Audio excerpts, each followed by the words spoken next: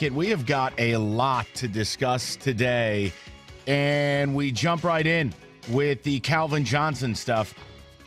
And it's one of those situations, for me at least, where I think both sides look bad. I'll explain why. Let me throw the number out. I mean, this news has been out there since Saturday, so I assume many of you have already consumed it, have an opinion on it. 248-539-9797. If not, sit tight for a second. Calvin Johnson, right to be miffed at Lions for the way things ended, from Dave Burkett, one of the best in the biz, talking about kind of the unwritten rules in sports, the do-right rule, how the Cowboys could have gone after some money from Romo when he retired. They didn't. Seahawks could have done the same. Johnson was asked Saturday at his annual Catching Dreams camp about the possibility of having his jersey retired this fall. He told the Free Press, "I don't even like to talk Lions too much, just because the way our relationship ended. If they see me around here, we'll see, but hey, I don't know." Burkett writes, Johnson insists he holds no ill will towards the team. That's a lie. He played 9 Hall of Fame caliber seasons for, but it's clear the team's decision to require him to repay part of his signing bonus, something the Cowboys in Seattle did not do, has stirred emotion. Quote, "I don't feel any kind of way, but I just didn't feel like I was treated the way I should have been treated on the way out. That's all. I mean, it's all good. That's a lie. I'm not tripping. I don't feel any kind of way. That's what they did. It is what it is." Johnson declined to go into specifics, but when asked whether he was referring to financial matters, he said, "It's simple. It's easy when you think about it." All right, let's start with the Lions, okay? Because this is very easy, and I don't need to go real deep into it. It is another example of the Lions simply being a second-rate organization. If indeed they required Calvin Johnson to pay back $300,000 of a signing bonus prorated that he got in 2012. I know that it's their right to do so, but it's low rate. Companies have a right to fire someone on Christmas Eve, but it's low rent. You don't do that. So the Lions, yes, they are a Mickey Mouse organization, if that is true. There's a right way and a wrong way. Now, with Calvin, it's a lot more complex. So let's start with the simple and work our way up. The simple thing is, dude, be quiet. You made $155 million as a Detroit Lion. No one, and I mean no one, cares that you had to stroke a $300,000 check. Stop it. If that really is the root cause of your ill will to this organization, then you need to call the wambulance immediately. That's ridiculous on Calvin's part. Now, the other thing Calvin did that I didn't like, don't bring it up if you're not going to talk about it. Don't bring it up if you're not going to elaborate. It's the equivalent of kind of leaving a hand grenade out there and then running for the hills and saying, "I don't know what you're talking about. There was no explosion in the woods." Calvin bringing it up and then going, "But I don't have any ill will," or, "Oh, I don't feel any kind of what." See, stop that. That's the old "I have a great story, but I can't tell you about it" routine. That's stupid.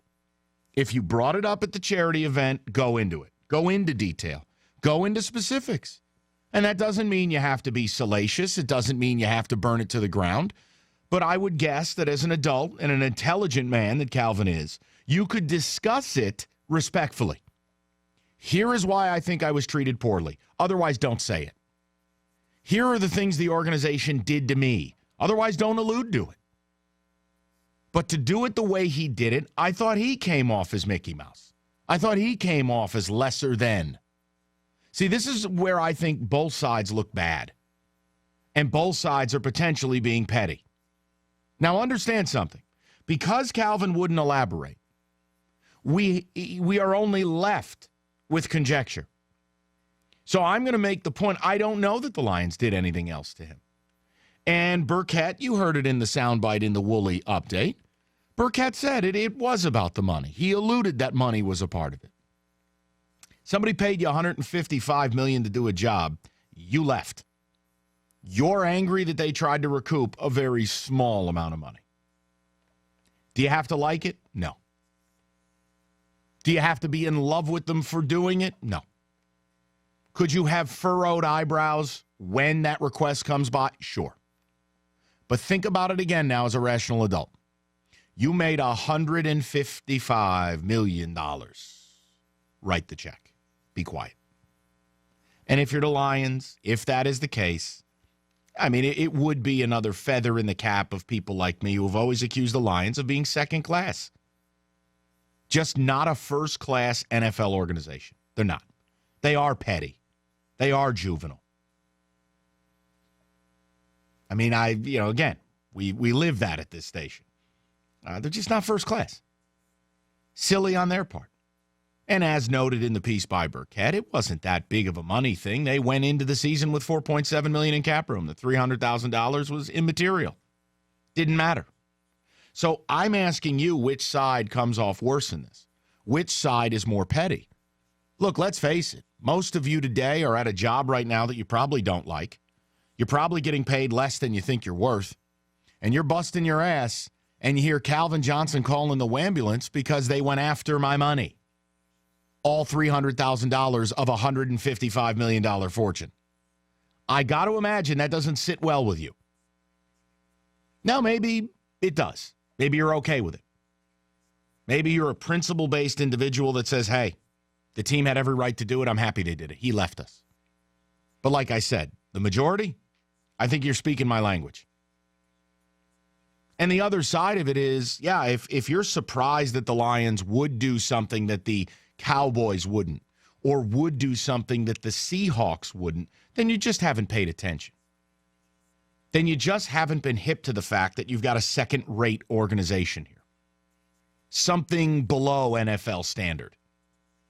And slightly above, say, I don't know, an Arena Football League team. But that's why I'm asking you. I mean, whose side are you on with this? Or is it possible to just say, hey, both sides acted poorly. Both sides are a little bit butthurt. Both sides need to clean it up. Might seem like a cop-out, but sometimes that's just the truth. 248-539-9797. Your ticket text 97136. We got a lot to do today. Controversy out of the Tiger game last night. We'll get to it. A little bit on this LeBron James routine. Again, he just cannot stand prosperity. When people say nice things about him, he must be unlikable. I'll explain. Sully will guide us through a social media issue that's out there. And apparently Harbaugh birthed a cow, and that's news.